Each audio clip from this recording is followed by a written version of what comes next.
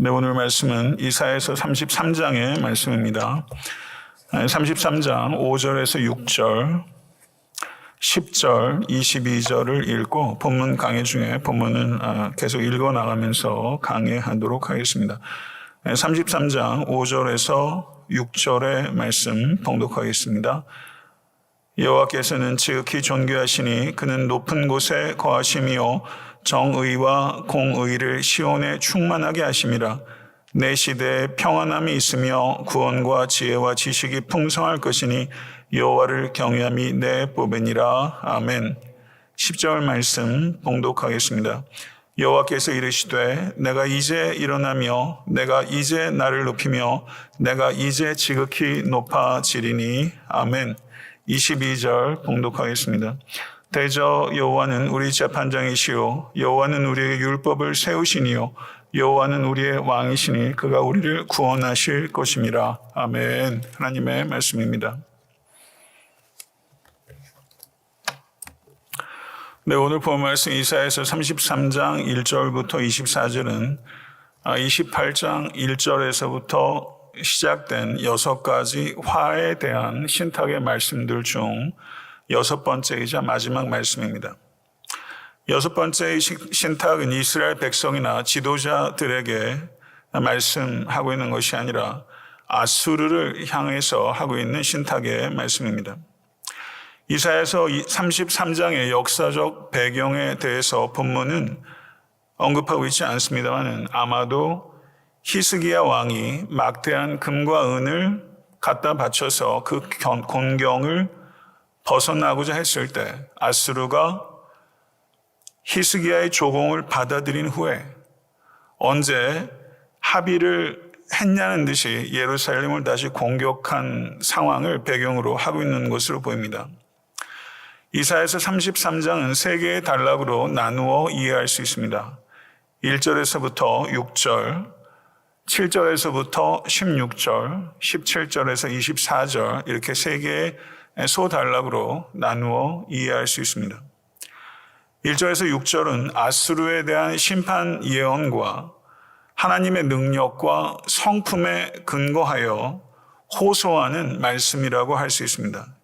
1절을 보면 너 학대를 당하지 아니하고도 학대하며 속이고도 속임을 당하지 아니하는 자여 화 있을진저 내가 학대하기를 그치면 내가 학대를 당할 것이며 내가 속이기를 그치면 사람이 너를 속이리라 라고 말씀합니다. 여기에서 언급하고 있는 학대하며 속이는 자는 아수르를 가리키는 것입니다. 그렇지만 이 말씀을 종말론적으로 이해한다면 아수르라는 특정한 나라만을 가리키는 것이 아니라 의인화된 악을 가리키는 것으로 볼 수 있습니다. 학대하고 속이는 자는 자신의 죄가 하나님의 보복을 초래하고 있다는 것을 모르고 있는 어리석고 교만한 자라고 할 수 있습니다. 학대하고 속이는 자는 자신의 저지른 범죄에 상응하는 벌을 받게 될 때가 있을 것이라고 하나님께서 말씀하셨습니다. 2절의 말씀은 여호와께 구원을 간구하는 기도의 말입니다. 여호와여 우리에게 은혜를 베푸소서. 우리가 주를 앙망하오니 주는 아침마다 우리의 팔이 되시며 환난 때에 우리의 구원이 되소서라고 하나님께 구원을 간구하고 있습니다. 3절에서 4절의 말씀을 보게 되면 2절의 간구의 근거로서 하나님의 능력에 대한 믿음을 고백하고 있습니다. 요란한 소리로 말미암아 민족들이 도망하며 주께서 일어나심으로 말미암아 나라들이 흩어졌나이다. 황충의 때같이 사람이 너희의 노량물을 모을 것이며 메뚜리가 뛰어오름같이 그들이 그 위로 뛰어오르리라. 눈앞의 대적이 아무리 막강해 보인다 할지라도 그때 필요한 모든 것은 주께서 일어나시는 것입니다.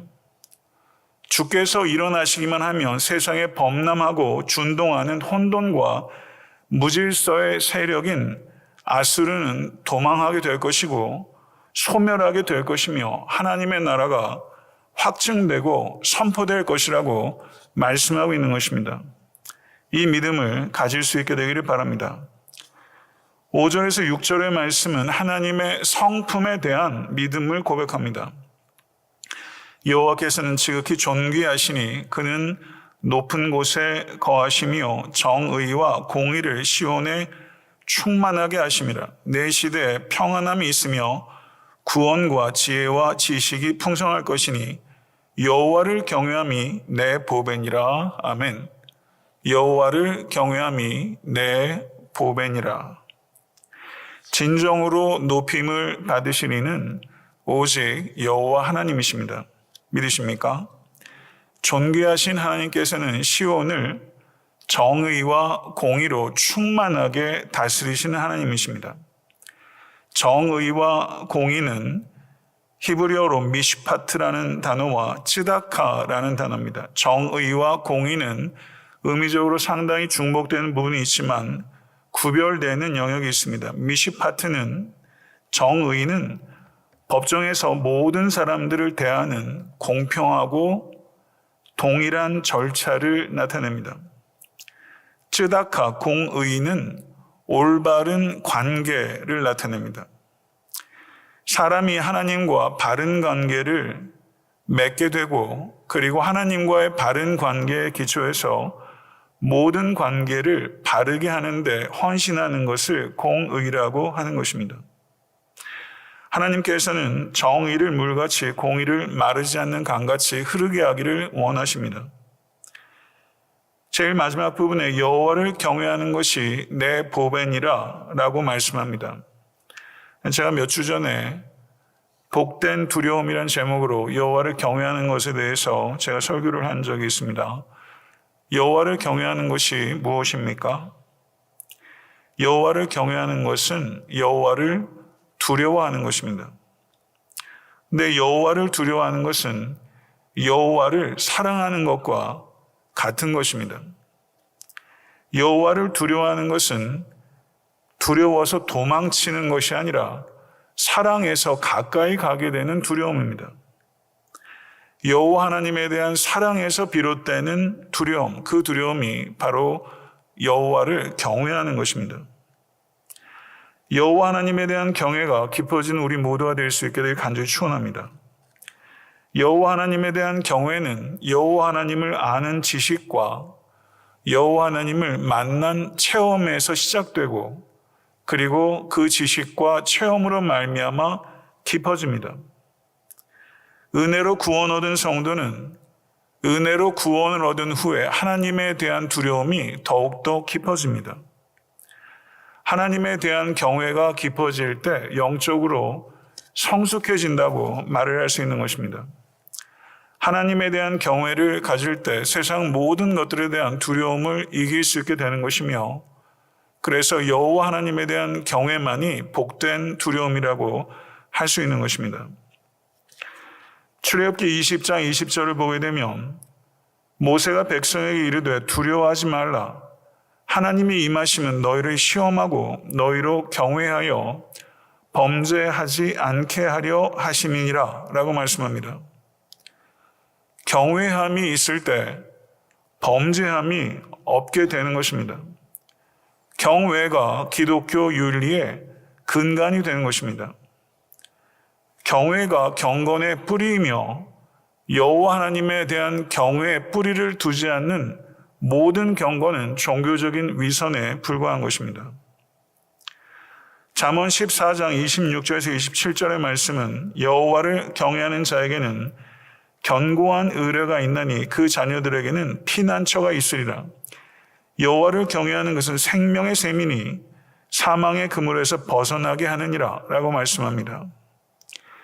여호와를 경외하는 자는 자신의 삶에 닥치는 일들이 이해가 되든지 이해가 되지 않든지 하나님께서 자신의 삶에 허락하신 일임을 기꺼이 받아들입니다. 그래서 여호와를 경외하는 자는 자신에게 닥친 고난을 해석하고 승리할 수 있게 되는 것입니다. 세상의 온갖 행악자들의 공통점은 여호와 하나님을 경외하지 않는다는 것이며 여호와를 경외하지 않는 것 자체가 악이요 여호와를 경외하는 것 자체가 복이라는 것을 진실로 기억하면서 우리 모두가 여호와 하나님을 진실로 경외하는 복된 성도 되실 수 있게 되기를 간절히 소망합니다.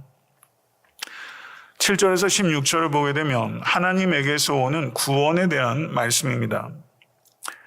7절에서 9절은 애가로서 모든 소망이 사라진 상황에 대해서 진술합니다. 7절에서 9절의 말씀을 한번 보도록 하겠습니다. 보라, 그들의 용사가 밖에서부터 부르짖으며 평화의 사신들이 슬피 곡하며 대로가 황폐하여 행인이 끊어지며 대적이 조약을 파하고 성읍들을 멸시하며 사람을 생각지 아니하며 땅이 슬퍼하고 쇠잔하며 레바논은 부끄러워하고 마르며 샤론은 사막과 같고 바산과 갈멜은 나뭇잎을 떨어뜨리는도다. 지금 아스루가 조공을 받고 조약을 파기하고 유다를 침략한 상태입니다. 그와 같은 막대한 아스루 앞에서 이스라엘의 군사력이나 외교력이 아무런 소용이 없게 된 것입니다. 용사의 힘도 사신들의 지혜도 무용지물이 된 것입니다. 인간의 어떠한 노력도 아무런 효과를 발휘할 수 없게 된 것입니다. 이스라엘 전역이 황폐화되었고 결실이 풍성한 대표적인 비옥한 장소들인 레바논, 샤론, 바산, 갈멜도 황무지가 된 것입니다. 이스라엘이 왜 이렇게 황폐하게 되었습니까? 그것은 하나님 대신에 인간적인 방법을 의지했기 때문입니다. 인간적 방법을 의지할 때 그 결과는 황폐함이라는 것입니다. 이것을 기억해야 할 것입니다. 10절에서 16절의 말씀은 이렇게 황폐하게 된 이스라엘에게 하나님께서 일어나서 역사하실 것이다 라고 언급하고 있는 것입니다. 10절에서 16절의 말씀을 한번 같이 한번 읽어보도록 하겠습니다. 여호와께서 이르시되 내가 이제 일어나며 내가 이제 나를 높이며 내가 이제 지극히 높아지리라. 너희가 결을 잉태하고 집을 해산할 것이며 너의 호흡은 불이 되어 너희를 삼킬 것이며 민족들은 불에 굽는 횃돌 같겠고 잘라서 불에 사르는 가시나무 같으리로다. 너희 먼 데 있는 자들아 내가 행한 것을 들으라. 너희 가까이 있는 자들아 나의 권능을 알라. 시온의 죄인들이 두려워하며 경건하지 아니한 자들이 떨며 이르기를 우리 중에 누가 삼키는 불과 함께 거하겠으며 우리 중에 누가 영원히 타는 것과 함께 거하리요 하도다. 오직 의롭게 행하는 자, 정직히 말하는 자, 토색한 재물을 가증히 여기는 자, 손에 흔들어 뇌물을 받지 아니하는 자, 귀를 막아 피 흘리려는 꾀를 듣지 아니하는 자, 눈을 감아 악을 보지 아니하는 자, 그는 높은 곳에 거하리니 견고한 바위가 그의 요새가 되며 그의 양식은 공급되고 그의 물은 끊어지지 아니하리라. 아멘. 믿으십니까? 10절의 말씀을 한번 보세요. 10절의 말씀을 다시 보면 여호와께서 이르시되 내가 이제 일어나며 내가 이제 나를 높이며 내가 이제 지극히 높아지리라. 어떤 말이 반복되고 있습니까? 이제라는 말이 3번 반복되고 있는 것을 볼 수 있습니다. 7절과 9절에서는 소망이 전혀 없는 상태를 언급했습니다. 그런데 이제 하나님의 이제가 찾아온 것입니다. 사랑하는 성도 여러분, 우리의 삶 가운데도 소망이 끊어진 것 같은 시간들을 통과할 때가 있습니다.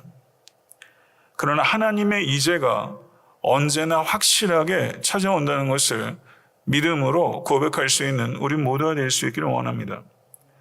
삶의 여정에서 우리는 이제의 시간을 기다려야 하는 것입니다. 그 시간을 기다릴 때 이제의 시간이 찾아오게 되면 그것을 민감하게 인식할 수 있게 되는 것입니다. 사랑하는 성도 여러분, 하나님의 때를 기다리는 믿음의 성도 되실 수 있게 되기를 간절히 축원합니다. 성도의 기다림은 세상 사람들의 기다림과는 다른 것입니다. 막연하게 수동적으로 기다리는 것이 아니라 이제에 대한 약속에 대한 확신을 가지고 시간을 채우는 능동적인 기다림이라고 할 수 있습니다. 믿음은 곧 기다리는 것입니다. 약속이 성취되는 것을 기다리는 것입니다. 사랑하는 성도 여러분, 하나님께서 시간의 창조주이심을 믿으십니까? 하나님께서는 우리의 생각과 우리의 기대와 우리의 요구 밖에서 자유롭게 일하실 수 있는 주권자이시며 전능하신 하나님이심을 진실로 믿으십니까? 하나님께서 응답하시는 이제가 찾아오게 되는 것입니다. 여러분의 개인의 삶에도 우주와 역사의 시간 속에서도 하나님께서 일하시는 이제가 반드시 찾아온다는 믿음을 가지실 때 사랑하는 성도들, 우리는 낙심하지 않고 인내하게 될 것이며 하나님의 성취를 보게 될 줄을 믿습니다. 11절과 12절을 보게 되면 여호와 하나님께서 일어나 역사하실 때 나타나는 일을 묘사합니다. 너희는 겨를 잉태하고 집을 해산할 것이며 너희 호흡은 불이 되어 너희를 삼킬 것이며 민족들은 불에 굽는 횃돌 같겠고 잘라서 불에 사르는 가시나무 같으리로다. 하나님의 임재 앞에 민족들은 겨와 같고 집과 같다는 것입니다.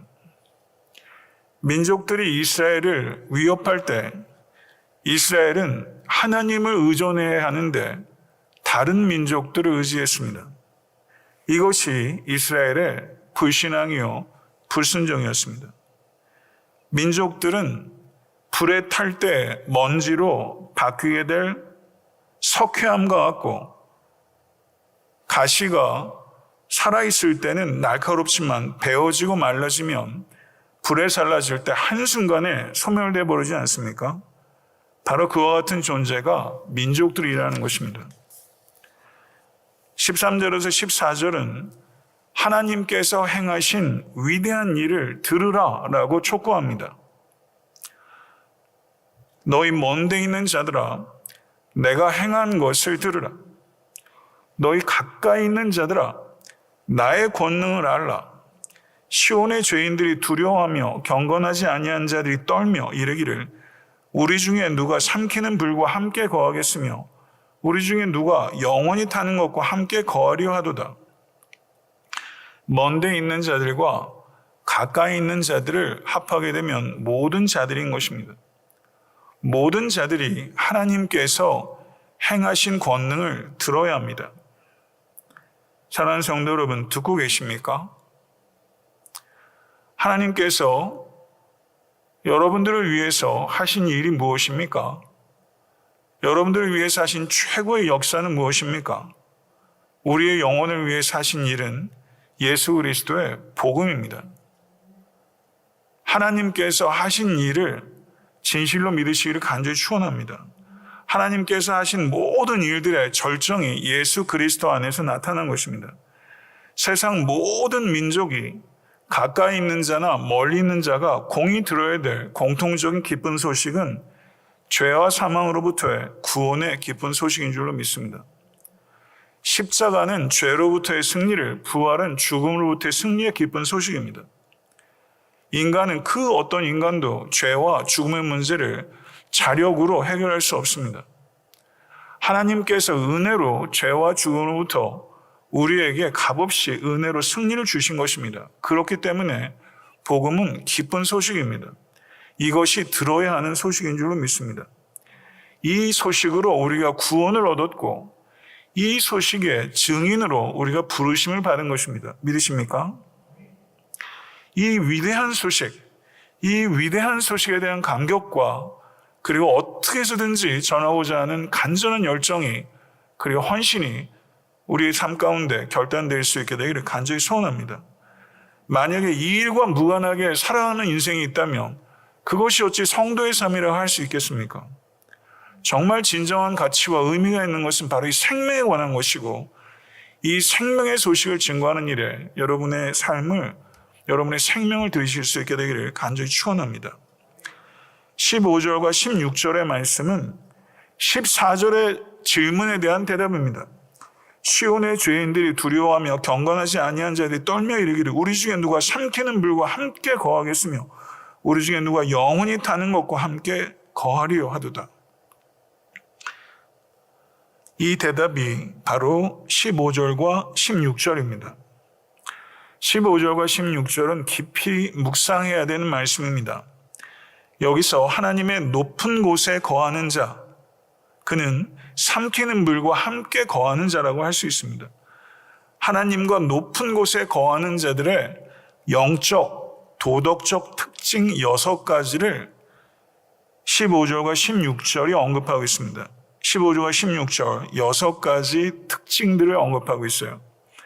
오직 의롭게 행하는 자, 정직히 말하는 자, 토색한 재물을 가증히 여기는 자, 손을 흔들어 뇌물을 받지 아니하는 자, 귀를 막아 피 흘리려는 꾀를 듣지 아니하는 자, 눈을 감아 악을 보지 아니하는 자, 그는 높은 곳에 거하리니 견고한 바위가 그의 요새가 되며 그의 양식은 공급되고 그의 물은 끊어지지 아니하리라. 믿으십니까? 새겨야 할 말씀 아닙니까? 여기에 나오는 도덕적 특질, 영적 특질, 여러분의 삶 가운데 어떻게 열매 맺어주고 있습니까? 눈을 감아 악을 보지 아니하는 자, 우리 자녀들이 이렇게 키워야 하지 않겠습니까? 이 하나하나가 깊이 생각해 볼 말이 아닐 수 없습니다. 참 귀한 말입니다. 여기에 나오는 동사들을 보게 되면 모두 단수 형태로 되어 있다는 것입니다. 윤리적 삶이 개개인에게, 우리 각자에게 인격적으로 요구된다는 것입니다. 윤리적 삶을 통해서 구원을 얻는 것이 아닙니다. 우리는 행위로 구원을 얻는 것이 아니라 예수 그리스도의 은혜로, 한결같은 하나님의 은혜로, 구약에서도 신약에서도 은혜로 구원을 얻는 것입니다. 그런데 은혜로 구원 얻은 성도에게는 윤리적 삶이 구원 얻은 자의 증거로서 나타나게 되는 것이죠. 사랑하는 성도 여러분, 모든 행위에 있어서 변함없는 의로운 행실을 하는 자가 되시기를 축원합니다. 정직히 말하는 자, 말이 과함이 없고 더러움이 없이 깨끗한 자, 이런 자 되고 싶지 않습니까? 토색한 재물을 가증히 여기는 자, 부당하게 착취해서 얻는 이익을 혐오하는 자, 손을 흔들어 뇌물을 받지 아니하는 자. 한국을 보게 되면요, 이 선출직 공무원들 혹은 대통령이 국무위원들 임명할 때도 돈 문제에 깨끗한 사람 보기가 참 어려워요. 손을 흔들어 뇌물을 받지 않은 자. 한국에서 이번에도 토지공사에서도 여러 가지 일들, 자, 한국뉴스 가급적 좀 멀리 하려고 하고 있습니다만은 참 답답한 일이 아닐 수 없습니다. 뇌물은 떨려서 받을 생각도 못하는 자, 떨려서 뇌물을 받지 못하는 거예요. 어떻게 뇌물을 받겠느냐는 겁니다. 그런 생각조차 못하는 사람, 다른 사람을 해치고자 하는 말을 들었을 때는 처음부터 귀를 틀어막는 자, 악을 보지 않기 위해 질끈 눈을 감아버리는 자, 6가지의 이런 도덕적, 영적 특질들을 이야기를 하고 있어요. 그런 자들을 여호와 하나님께서 높은 곳에서 함께 하시고 보호하시고 양식을 공급하시고 물이 끊어지지 않게 하신다라고 약속하시는 것입니다. 여기 이사야서 33장 15절 말씀 외에도 누가 하나님께 나아갈 수 있는 자인가에 대한 귀한 말씀들이 시편, 미가서 등에 있습니다. 한번 보도록 하겠습니다. 시편 15편 1절에서 5절의 말씀을 제가 읽겠습니다. 여호와여, 주의 장막에 머무는 자 누구이며 주의 성산에 사는 자 누구오니까? 정직하게 행하며 공의를 실천하며 그의 마음에 진실을 말하며 그의 혀로 남을 허물하지 아니하고 그의 이웃에게 악을 행하지 아니하며 그의 이웃을 비방하지 아니하며 그의 눈은 망령된 자를 멸시하며 여호와를 두려워하는 자들을 존대하며 그의 마음에 서원한 것은 해로울지라도 변하지 아니하며 이자를 받으려고 돈을 구워주지 아니하며 뇌물을 받고 무죄한 자를 해하지 아니하는 자이니 이런 일을 행하는 자는 영원히 흔들리지 아니하리이다. 아멘. 시편 15편은 선을 행하는 적극적인 측면과 악을 행하지 않는 소극적인 측면 11가지를 언급하고 있습니다. 하나하나 깊이 묵상해야 될 말씀들입니다. 시편 24편 3절에서 4절의 말씀을 한번 보겠습니다. 한번 이 말씀의 거울을 통해서 우리 자신을 한번 살펴봤으면 좋겠어요. 여호와의 산에 오를 자가 누구며 그의 거룩한 곳에 설 자가 누구인가? 곧 손이 깨끗하며 마음이 청결하며 뜻을 허탄한 데 두지 아니하며 거짓 맹세하지 아니하는 자로다. 여기에는 4가지 조건을 열거하고 있습니다. 끝으로 미가서 6장 6절에서 8절의 말씀을 한번 보겠습니다. 내가 무엇을 가지고 여호와 앞에 나아가며 높으신 하나님께 경배할까? 내가 번제물로 1년 된 송아지를 가지고 그 앞에 나아갈까? 여호와께서 천천의 순양이나 만만의 강물 같은 기름을 기뻐하실까? 내 허물을 위하여 내 맏아들을 내 영혼의 죄로 말미암아 내 몸의 열매를 드릴까? 사람아, 주께서 선한 것이 무엇임을 내게 보이셨나니 여호와께서 내게 구하시는 것은 오직 정의를 행하며 인자를 사랑하며 겸손하게 내 하나님과 함께 행하는 것이 아니냐. 미가서는 이렇게 정의를 행하는 자, 인자를 사랑하는 자, 겸손하게 내 하나님과 함께 행하는 자, 이 3가지 조건을 여호와 앞에 나아가는 것으로 열거하고 있습니다.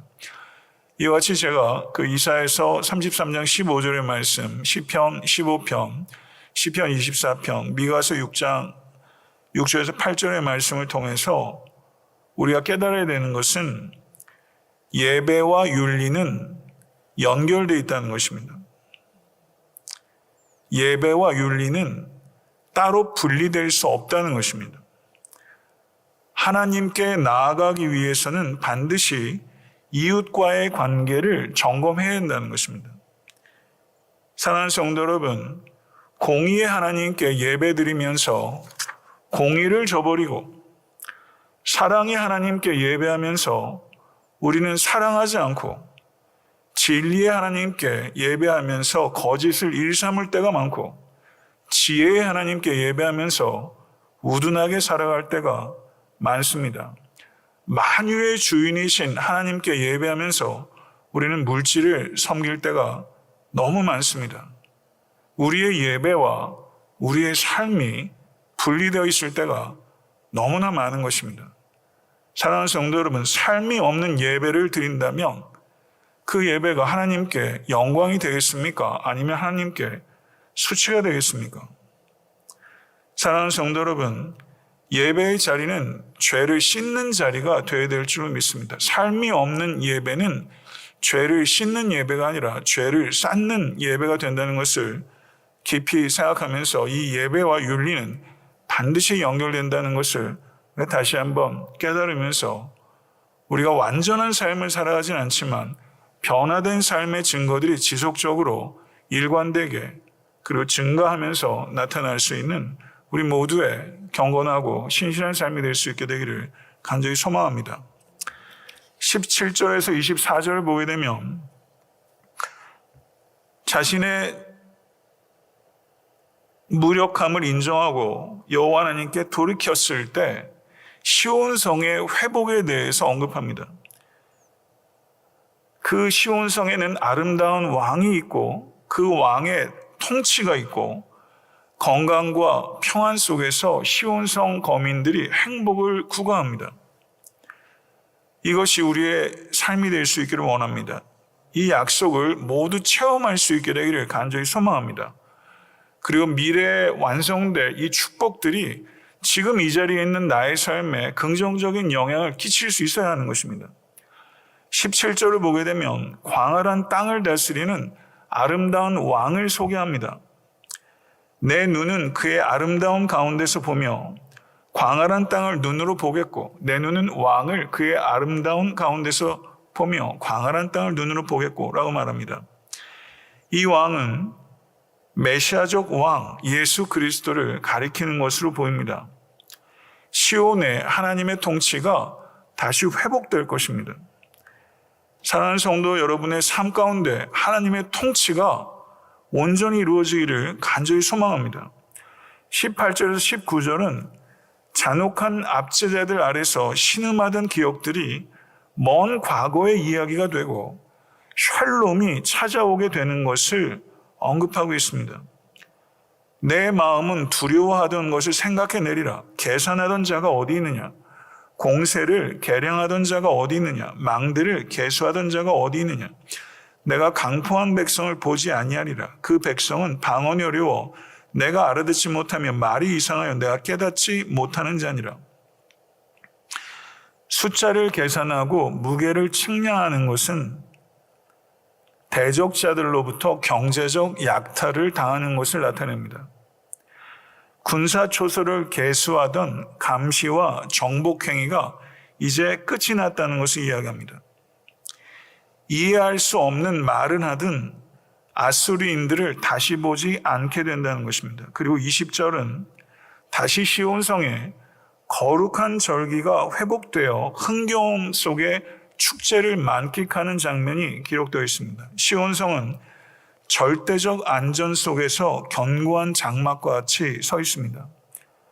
우리의 절기의 시온성을 보라. 내 눈이 안정된 처소인 예루살렘을 보리니 그것은 옮겨지지 아니할 장막이라. 그 말뚝이 영원히 뽑히지 아니할 것이요 그 줄이 하나도 끊어지지 아니할 것이며 라고 말씀합니다. 21절에서 24절은 하나님의 임재와 하나님께서 가져다 주시는 평화와 풍요를 이야기합니다. 21절에서 24절의 말씀을 제가 한번 읽겠습니다. 여호와께서는 거기서 위엄 중에 우리와 함께 계시리니 그곳에는 여러 강과 큰 호수가 있으나 노젓는 배나 큰 배가 통행하지 못하리라. 대저 여호와는 우리 재판장이시요 여호와는 우리에게 율법을 세우시는 이요 여호와는 우리의 왕이시니 그가 우리를 구원할 것임이라. 아멘. 내 돛대줄이 풀렸으니 돛대 밑에 튼튼히 하지 못하였고 돛을 달지 못하였느니라. 때가 되면 많은 재물을 탈취하여 나누리니 저는 자도 그 재물을 탈취할 것이며 그 거주민은 내가 병들었노라 하지 아니할 것이라. 거기에 사는 백성이 사죄함을 받으리라.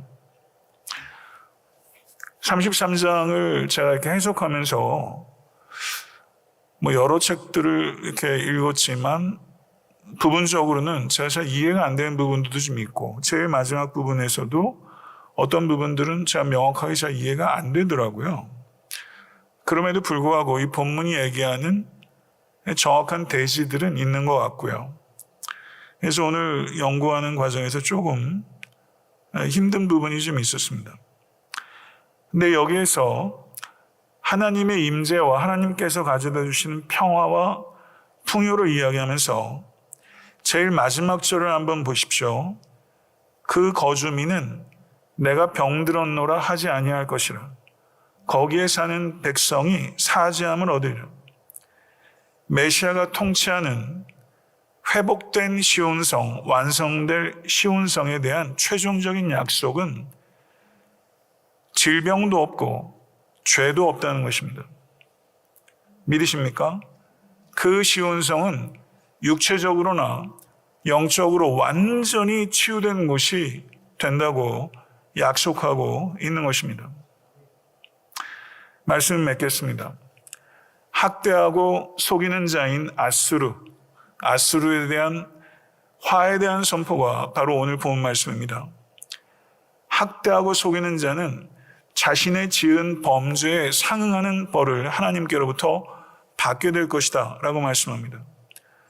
우리가 살아가면서 경험하게 될 당면한 문제가 마치 이스라엘 백성이 아수르를 직면한 것처럼 그 문제가 아무리 커 보일다 할지라도 우리가 의지해야 될 것은 또 다른 민족이 아니라 여호와 하나님 한 분이심을 진실로 받아들이시고 살아가실 수 있게 되길 간절히 바랍니다. 하나님의 권능과 하나님의 성품에 대한 확고한 믿음이 있을 때 오직 여호와 하나님만을 의지하고 하나님의 구원을 갈망할 수 있게 되는 것입니다. 지극히 존귀하신 하나님께서는 높은 곳에서 정의와 공의로 다스리시는 왕이십니다. 그리고 그곳에는 구원과 지식과 지혜가 풍성할 것이며 우리에게 진정한 보안은 금과 은이 아니라 오직 여호와 하나님을 경외하는 것 자체가 우리에게 보배라는 것을 진실로 받아들이고 경험하시는 축복이 우리에게 있을 수 있게 되기를 간절히 소망합니다. 하나님 대신에 인간적 방법을 의존하고 싶을 때가 얼마나 많은지 모릅니다. 하나님 대신에 인간적 방법을 의지해서 내 문제가 해결되면 그 해결된 문제들이 더 큰 문제로 나에게 찾아오게 된다는 것을 우리가 기억하고, 하나님을 의존하는 것 자체가 곧 해결이라는 것을 우리가 받아들일 수 있게 간절히 바랍니다. 우리의 삶에 황폐함이 아니라 풍요로움이 진실로 경험될 수 있게 간절히 바랍니다. 하나님의 이제란 시간이 반드시 찾아오는 것을 믿으십시다. 특별히 코로나19의 시간들이 길어지는데 모든 것들이 하나님의 지식과 통제 아래 있음을 신뢰합니다. 하나님의 때를 민감하게 분별하고 우리는 하나님의 때에 따라 살아야 되는 사람들입니다. 하나님의 때에 따라 사는 사람은 항상 소망 가운데 살아가고 인내하며 능동적이고 적극적으로 살아갑니다. 시대를 한탄하지 않고 시대 속에서 우리의 책임을 발견하고 각자에게 주신 은사와 분수대로 최선을 다해서 삶을 이끌어가는 우리가 될 수 있게 되기를 간절히 축원합니다. 여호와 하나님께 나아가는 자는 자기를 부단히 점검해야 합니다. 나의 윤리적 상태, 나의 영적 상태가 어떠한지를 생각해야 합니다. 진정한 예배자는 내 삶이 예배인지를 점검해야 합니다. 삶이 없는 예배, 가증스러운 것입니다. 우리의 삶은 완전할 수는 없지만 변화된 삶이어야 되고, 변화된 삶이 있을 때 우리가 하나님께 드리는 예배가 하나님의 이름을 높이는 예배가 되는 것입니다. 부디 우리 모든 성도와 애타한테 섬기는 교회 예배가 하나님의 이름을 높이는 참된 예배가 될 수 있게 될 간절히 축원합니다. 우리 인생의 최고의 목표는 하나님께서 찾으시는 예배자가 되는 것입니다. 가장 복된 자리는 예배의 자리입니다. 그러면 여러분들은 지금 가장 복된 자리에 있는 것을 믿습니다. 가장 큰 기쁨은 예배하는 기쁨입니다. 예배를 통해서 어떤 문제를 해결하는 것이 아니라 예배 자체가 우리에게 복이라는 것을 진실로 경험하시고 또 선포하실 수 있게 되기를 간절히 소원합니다. 나의 무력함과 무자격함을 발견하는 것, 그리고 후회하는 것이 아니라 회개하고 주께 돌이키는 것, 그것이 얼마나 감사한 일입니까? 하나님께서 회개하고 돌이켜 주께 돌아온 이에게 궁극적인 평화와 풍요를 주시고 전인적인 치유를 허락하신 하나님이십니다.